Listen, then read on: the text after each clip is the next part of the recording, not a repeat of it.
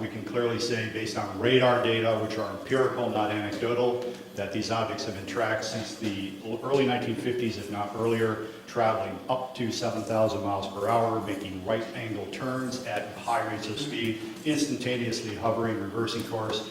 If we or the Russians or any country on Earth had those kinds of craft in the early 50s, why have we spent the last several decades developing fixed-wing aircraft with far inferior abilities?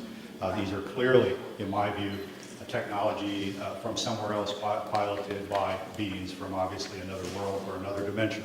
Well, to follow up on the other part of your question about, what are they up to, why are they here, and so on. No one knows. Maybe the people at the CIA and the Pentagon and the Kremlin don't even know. However, these very simplistic scenarios of if they're real and they're here, why don't they land on the White House lawn? Well, if they're anthropologists and this is a classroom experiment, you don't interject yourself into the experiment you observe. Or an alternate scenario, if this backwards planet is on the verge of a nuclear holocaust, maybe on a limited basis you intervene in a way that the Pentagon knows what's going on, the Kremlin knows what's going on, except for troublemakers like us, the public at large in either country does not know what's going on. So in effect, you send a signal, in my opinion, to governments about nuclear weapons without alarming the general populace.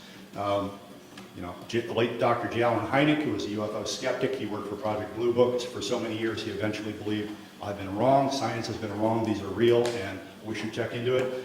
When asked why, the aliens, if that's who they are, do not visit us, he said, a zoo is a nice place to visit, but you don't communicate with the lizards.